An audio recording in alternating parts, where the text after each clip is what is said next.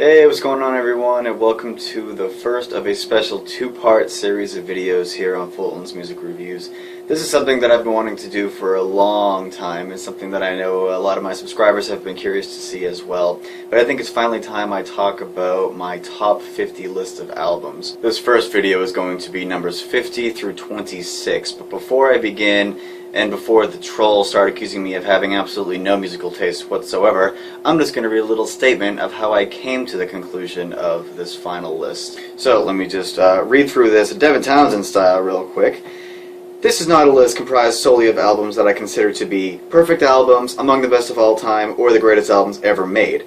Nor is it a complete list of albums that I consider to be among my all-time personal favorites either. That would have been too easy. This list is rather a culmination of all those things, really, where many of the albums listed here I do consider to be perfect tens, among the best albums I've ever heard, and or among the best albums ever made, in my opinion. However, many of the albums that made it to this list also have a deep nostalgic significance to me as well, regardless of whether I consider them to be among my personal favorites, or even the best out of a band's respective discography. Many of the albums that will be discussed here are also albums that I consider to be quote-unquote gateway albums, for they may not be albums that necessarily consider to be perfect or among the best albums ever made, but have huge importance and significance to me for the sole fact that they help me get into certain types of music, as well as introduce me to other bands and other forms of music. Another thing to keep in mind here is that the numbers or rankings of these albums really don't matter until around the top 20. I decided to structure this list the way I did in order to create a satisfactory way of going about talking about this introspective journey, and to create an interesting flow to shake things up a bit. So if an album is numbered or ranked low, it is not that I think less highly of it in comparison to the others, it's just that I simply decided to get them out of the way and talk about them first.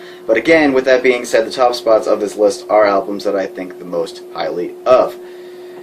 So the top spots on this list are really the top spots in my personal head list. So yeah, I just sort of made that little statement and disclaimer just to sort of give you a little idea as to my thought process in making this list, because I gotta say it was not an easy task. I mean, the top 25 was certainly pretty easy to make, but 50 was a little bit hard to narrow everything down. But I'm pretty satisfied with the way the overall result came out. And just to explain as to why certain albums are on this list, because I know some of these albums are going to confuse and shock a lot of people. And another thing to bear in mind, as if a lot of these albums aren't confusing enough, is that none of them are made after the year 2007.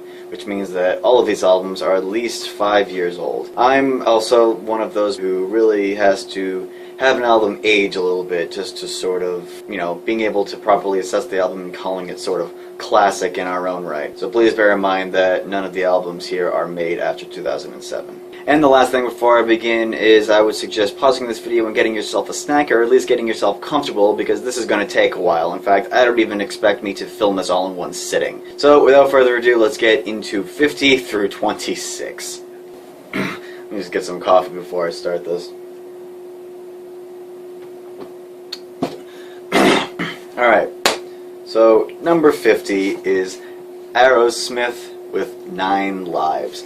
Now, this album was one of the first albums I remember listening to in my childhood. I don't even remember how old I was. I was probably about 8 or 9 at the time when this album came out, and I don't think I heard it shortly long after it came out, so that says a lot about how much nostalgia is tied to this album. And although this album isn't exactly widely considered to be even among the best out of their respective catalog, I for one consider it to be the best album they've ever done, because not only do I feel that this album is the best collection of songs they've ever put on CD, and not only is it a fantastic performance by every member of this band, it's incredibly well produced. And ironically enough, this album was produced by Kevin Shirley, who, as many of you may know, has produced works for bands such as Iron Maiden, Dream Theater, and Rush. But regardless of who actually produced it, this album as a whole is just absolutely fantastic. There's a really, really great variety of songs. Songs like the title track 9 Lives, Crash, and Attitude Adjustment show the band in one of the heaviest settings I think they've ever recorded to tape, as well as showing a different side of them musically with songs such as Taste of India and the final ballad/epic song Fallen Angels, which I consider to be one of the best Aerosmith songs ever recorded. I definitely would not consider this to be one of the best albums ever made, but it is certainly one of the most important albums in my entire collection. Number 49 is Megadeth with the album Euthanasia. Yeah, I know a lot of people might be a little confused about this one. You know, why not Rust in Peace? Why not Peace Sells? Well, as much as I am a huge fan of Megadeth, and as much as I am a huge fan of their thrash side, this is one of the first albums I actually heard by Megadeth. Not to mention, this album has a lot of my all-time favorite Megadeth songs, which of course being Train of Consequences, Addicted to Chaos, Tout le Monde, and of course, Victory. You know, although this album really kind of showed the change in their overall sound, with them approaching more of a mainstream rock and mainstream metal kind of sound, I think this album is really, you know, collectively some of the best material that they've ever recorded and some of the most memorable, you know, from beginning to end. I know it's never going to be overly regarded as a fan favorite, but there's something about this album that will never grow old for me and will still always remain to be my favorite all-time Megadeth album. Number 48 is Frank Zappa with Joe's Garage Acts 1 through 3. Now, I know a lot of people would say, well, why not Apostrophe? Why not Overnight Sensation? Well, although those are considered to be some of the quintessential releases from this mad musical genius, I consider and have always considered Joe's Garage to be the quintessential Frank Zappa release. I mean, not only is this album incredible for its zany and ridiculously explicit lyrics and antics, musically it is absolutely fantastic, where many of the members, including the late Frank himself, as well as his drummer Vinny at the time, are still receiving positive acclaim and recognition for the performances done on this album. Not only is this album a commentary on any rock and roll dreamer's journey, but also a really zany commentary on America's society and politics, especially during the time when this album was made. But also this album was very forward in sort of the production that went into the album as well, with it being one of the first albums to contain the production technique xenochrony, I hope I'm pronouncing that correctly, which basically involves taking an already recorded musical idea, whether it being in a live setting or in a studio setting, and basically pasting it in a different song entirely. And we see that in one of the final guitar solos in the song Watermelon and Easter Hay, which I consider to be one of the best Frank Zappa solos and songs ever compiled together.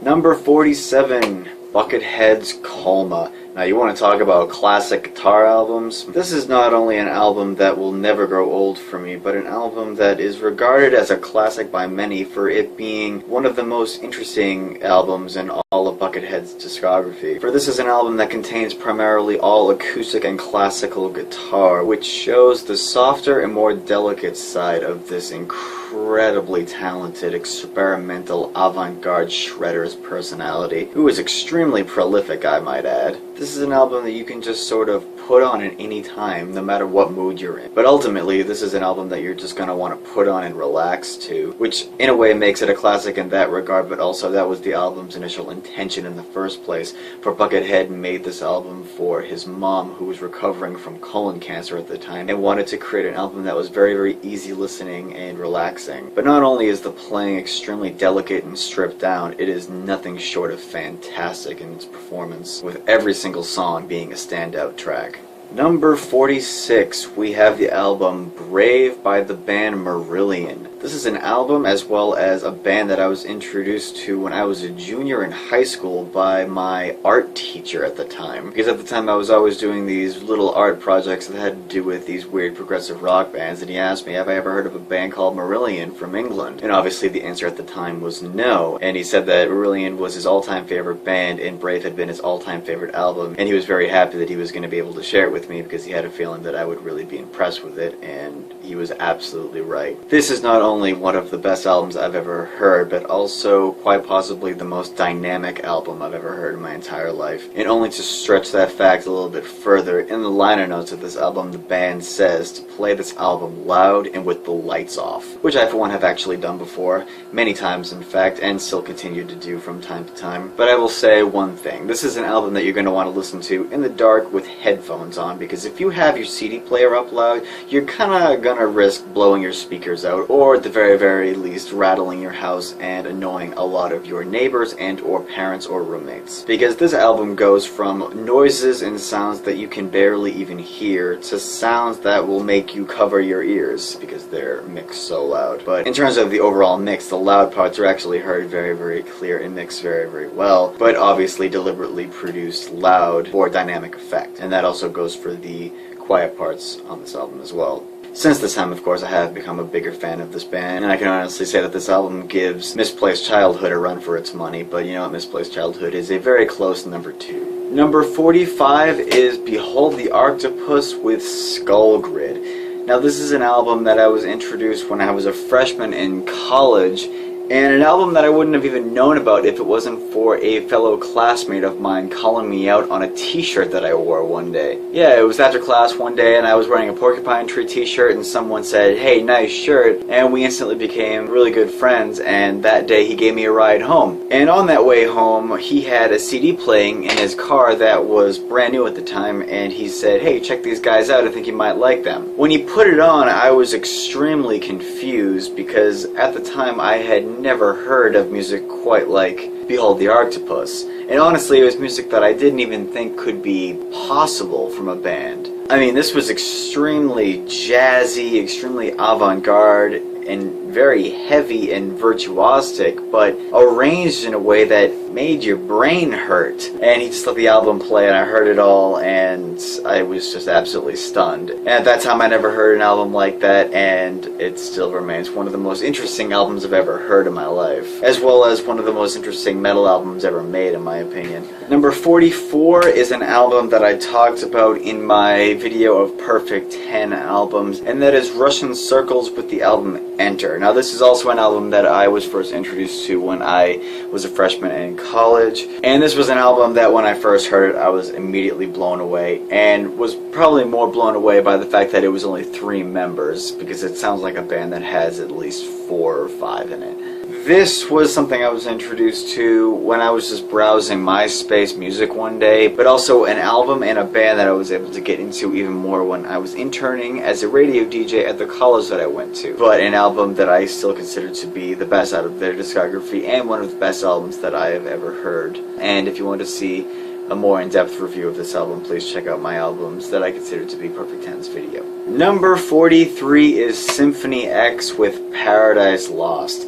This is an album that actually came out before I was a freshman in college, and an album that made me stand frozen in my boots. Because as a huge fan of progressive metal, and having been a fan of their earlier albums, most importantly the Odyssey, the Divine Wings of Tragedy, and 5, the New Mythology Suite, I honestly did not see this album coming. And I also did not expect this album to kick my ass the way that it did. But honestly, when I heard Paradise Lost, I realized that this band had taken everything that they had done before and just amplified it by 10 and created an album that I think is not only in flowing perspective the best that they've ever done, but also musically the best that they've ever done. And I know that a lot of hardcore fans of the Odyssey are going to fight me with this, but maybe they'll agree with me as well. Because even though this album doesn't contain a 20+ minute epic like the Odyssey did, it still contains a body of work that is unmatched, I think, in the rest of their career. And I think this album is one of the best, if not the best, in their discography. And that goes even after the release of Iconoclast. Number 42, The Mars Volta with Delouse and the Comatorium. Now this is another album I remember very well from high school. This album came out when I was a sophomore in high school, actually. After the initial breakup of At the Drive-In in 2001, Omar and Cedric created some buzz and some hype with the release of the Tremulant EP in 2002 under the Mars Volta name. Now it wasn't until the release of Delouse and the Comatorium where this band really started to take off. Ultimately, it was the music that made this album and this band a commercial success, but it was also the difficulty in a lot of people's eyes in grouping this band into any sort of musical category. What ultimately could just be summed up as contemporary progressive rock. This band incorporated a lot of the post-hardcore elements of At the Drive-In, as well as infusing a lot of space rock, a lot of Latin elements, a lot of avant-garde jazz techniques, which in the end created an album that was an instant classic for me then and is still a classic to me now, and an album and a band that I consider to be one of the modern day saviors of progressive rock, especially with the commercial success that they both had. Number 41 is Cursive with the Ugly Organ. This is another album that goes back to me being a sophomore in high school, which basically just came out of a weird conversation with one of my classmates at the time. At the time, Cursive was one of her favorite bands and basically just forced me to listen to it one day, and I was so glad that she did, because this album is still, to this day, one of the best albums I've ever heard. There was just something about the sound of this record that really captivated me at first, especially the sound of the dirty organ. But I think what makes this album so great is the emotion that's packed into every single one of these tracks, with a concept that includes many sinful things such as murder, cheating, suicide. This is an album that only continues to build in intensity and really just starts to hit home on the final track, Staying Alive. This is a very chilling album from beginning to end, and one that a lot of people might have a hard time getting into, but an album that I suggest any fan of music to check out, because there's definitely a lot of emotion on this album to be experienced. Number 40, talking about another emotional album, this one of the instrumental variety, is Explosions in the Sky with The Earth Is Not a Cold Dead Place. Now this is another album that I talked about in my video on albums I consider to be perfect 10, but this is just a beautiful, beautiful post-rock album, and one of the best in all of post-rock in my opinion. For an album that has no lyrics to be had, Explosions in the Sky cooked us up a instant and timeless classic. And just watch my video on albums that I consider to be perfect 10s to understand what I mean by that. Number 39 is going to be Pennywise with the album Land of the Free. Back when I was a teenager and before I even entered high school, I used to be really into skateboarding, and within that skateboarding community there was a lot of punk rock bands that were really, really popular, Pennywise being one of them. And I remember the first time I heard this album, I was really blown away by all the speed and intensity that this band had to offer. Although punk rock isn't exactly the most technical of all musical genres, Pennywise are one of those bands that have extremely high energy and a band that are extremely melodic. That was one of the reasons why this band really appealed to me at the time, and one of the reasons as to why it appealed to a lot of skaters at the time as well. This is also one of the first albums that really got me into questioning politics, for the album as a whole can sort of be considered a concept album, but collectively as a whole this album is a collection of songs with different viewpoints and how to look at the broken state of society. Not only did this album become an instant classic with me for its lyrical content, and not only did every single song become a standout track to me, I also consider this album to be the best in Pennywise's catalog. To me, there's no weak song on the entire album, and this is an album that will always remain one of my top favorites in my punk rock collection. Number 38 is going to be Bad Religion with The Process of Belief. Ah yes, Bad Religion, the band that made everyone realize that punk rock can have some sophistication. If it wasn't for Greg Graffin's intellectual commentary on society, politics, and religion, it was his use of seasoned and schooled language that made you pick up a thesaurus and open up a textbook. But really, it was the songwriting and the high melodic energy that this band has to boast that attracted me to them in the first place. And I know a lot of longtime Bad Religion fans are going to say, well, why not Suffer? Why not Against the Grain? Well, it was really that this album just had a lot of balls to it. And in my opinion, there's not a bad track on it. This is a very consistent record from beginning to end in terms of all the tracks being very, very well crafted. And although many won't agree, The Process of Belief will always remain the most timeless and the best, in my opinion, in this band's discography.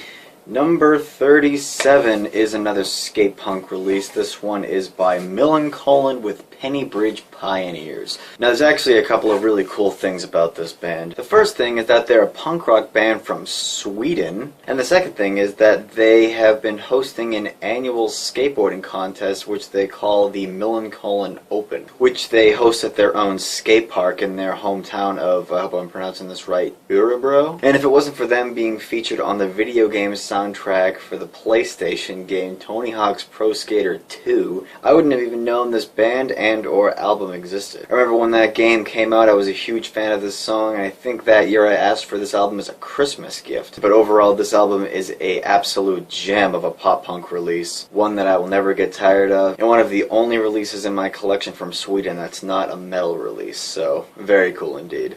Number 36, we have Body Jar with How It Works. Now this is going to be the last of the skate punk albums for a little while, but this is another band and another album that I discovered through a Tony Hawk Pro Skater soundtrack. This one I think was on Tony Hawk Pro Skater 3. But again, being a big fan of the song featured on it, which was Not the Same, I instantly went to track down this album, and I am so glad that I did, because as far as I'm concerned, this is one of the best pop-punk albums ever made. And these guys are actually from Australia, so a lot of their music is not very well known here in the States. But if you're a punk rock fan and you've always looked for a pure pop-punk album full of nice, catchy catchy songs, great songwriting, great melodies, and just classic tunes, Body Jar's How It Works is the album for you.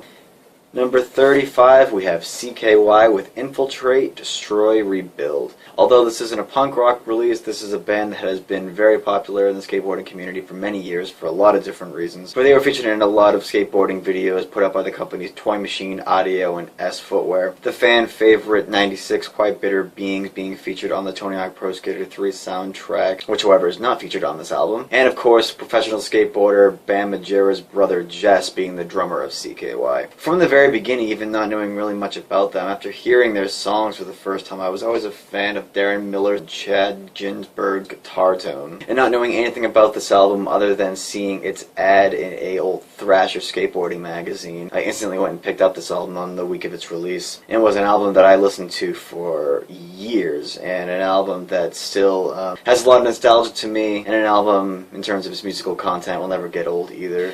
Number 34 is Him with Razorblade Romance. Now, even though this is a Finnish gothic rock band, there are still sort of some ties to skateboarding with this band as well. Again, being tied to skateboarder Bam Margera, with many of his skateboarding products, as well as using a lot of their songs in his skateboarding videos. Now, regardless of the connotations this band has towards my skateboarding background, Him with Razorblade Romance is one of those gateway albums I was talking about in the beginning. Because this is one of the first metal albums I ever heard with drop-tune guitars that didn't include merciless chugging or really fast picking patterns. This is one of the first albums I heard that used drop-tune guitars for dynamic effect only. But also an album that showed me that the ideas of love and romance could exist in the world of heavy metal music. For the majority of Him's lyrical content deals with love songs or sort of these gothic romance scenarios. But stylistically, as well as musically, as a result of hearing this band, I was able to get into other forms of gothic rock and gothic metal, such as Typo Negative, early Catatonia, November's Doom, and early Anathema. But although I really wouldn't consider this to be one of the best albums ever made, I would consider this to be the best album in Him's catalog. But as a result of hearing this album, it definitely opened up the doors for me into the world of gothic rock and gothic metal music. And another thing about this album that's really cool is because of some legal issues with another band being called Him at the time, or Him short for His Infernal Majesty, they had to change the name of the band and release the album under the name Her, which I actually own a copy of. Now, I guess there's only 1,000 of these that were ever made, so not only was this album a huge gateway album for me, it's also a rare piece of music history that I have here. I'm not quite sure what Her is supposed to stand for, but that's beyond me. Number 33 is Coheed and Cambria with Good Apollo, I'm Burning Star 4, Volume 1, From Fear Through the Eyes of Madness. You know, I don't know what's more epic about this band. Their story and their insanely long titles, or the fact that they got teen girls listening to progressive rock. But even though this album received a lot of MTV and radio airplay back when it was released, there's no denying that this album is an absolute masterpiece. And up until this point, it's the only Coheed album that I consider a perfect 10 out of 10. But you know what? With the Afterman being right around the corner, I can't be too sure about anything anymore. Number 32 is going to be Tool with 10,000 Days. Now, Tool's another one of those radio-friendly bands that made progressive rock a little bit more fashionable. And I know a lot of Tool fans might question me and say, why not Lateralis? Well, as much as I love Lateralis, and as much as I consider it to be one of the best progressive metal albums ever made, I think 10,000 Days is just a little bit more refined and a little bit less tedious. I don't know, to me, sitting and listening to all of Lateralis is just a little bit of a challenge sometimes, as much as I love that album. But 10,000 Days to me, I don't know, it flows a little bit better to me. It just has the better tracks, and it really just shows the band putting in everything that they've done over the course of their career. To me, the production is a little bit better than Lateralis, even though the mastering is a little bit hot at times. But regardless, this is a Tool album that I can just always put on, regardless of what mood I'm in. And the only Tool album that I can honestly say will never grow old for me. Number 31, we have Metallica with And Justice for All. Now, this is an album that needs absolutely no introduction. This is one of the first Metallica albums I ever owned, as well as one of the first metal albums I ever owned. And along with this being one of the most fantastic metal releases ever made, I have attached to this album one of the most metal memories I can possibly think of. Because in 6th grade, after I broke my wrist in a biking accident, I was actually listening to this album as I was getting my bone reset. Yeah, I'm pretty sure Freude Ends of Sanity was playing when I heard my bone get popped back into place, so I gotta say that's pretty friggin' metal. Number 30, Queensryche with Operation Mindcrime. Now this is an album that I always heard being talked about on VH1 Classic back when I always had the TV on, when I was getting dressed in the morning getting ready to go to high school. And at the time they were always trying to re-promote the Operation Live Crime DVD, or at least just the live show, because they always had those weekly concert specials. And although I didn't watch that live performance right away, I heard the album, and because of that it helped me get into a lot of the progressive metal that I later grew to know and love, which is a little bit ironic considering that a lot of the progressive rock bands that I know and love were influenced by this album, so it all goes hand in hand. Number 29, Death with Symbolic. Now this is another album that needs absolutely no introduction, and an album that seems to be very, very popular on a lot of these top lists. But in any case, this is one of the albums that single-handedly got me into extreme metal. Not only do I consider this to be the best death album, but I consider this to be one of the best death metal albums ever made. But again, I'm not alone with this, so that certainly says something about this album. And every single time I listen to it, it still sounds fresh and new even today, and it always reminds me of the first time I heard it and the first time I was blown away by it. So. Number 28, Pain of Salvation with B. Now this was a hard one to kind of narrow down, because as big as a fan as I am of their albums The Perfect Element Part 1 and Remedy Lane, I have to say that I consider B to be the quintessential Pain of Salvation release. You know, every single album that these guys put out is a concept album, and musically I've been a fan of every single one of their albums, but musically and conceptually I think that B is Pain of Salvation at their absolute best. Not only is this album just absolutely brilliant and massive in sound, and part of that has to do with the 9-part orchestra that was accompanying Pain of Salvation during the recording of this album and the live performance, but the concept of this record, as simple and cliche as it might be, is just absolutely massive. The concept of this record basically consists of the existence of God and humankind, but it is done in a way that is absolutely breathtaking. I can definitely say that this is one of the most difficult albums in Pain of Salvation's discography to get into and to understand, but one that once I realized its brilliance, I could never look at their other albums the same ever again. Number 27, almost done with this first half, is Pink Floyd with Animals. This album has always been my favorite Pink Floyd album and will always continue to be my favorite Pink Floyd album. I would not consider this to be the quintessential Pink Floyd album by any means, but to me this has always been the most progressive and the most, I think, coherent album they've ever put out. Albeit it's only 5 songs long, but you know what? The track Dogs just speaks for itself. It's one of my all-time favorite Pink Floyd songs, tied with High Hopes, and a song that I consider to be absolutely perfect from beginning to end. But the song Dogs doesn't make this album my favorite. To me, I think this album was the perfect collaboration between David Gilmour and Roger Waters, musically as well as vocally. An album that I will always consider to be timeless, and an album that I will always enjoy throwing on. And I'm actually lucky enough to have an original pressing of this album on vinyl, so I'm very proud of that as well.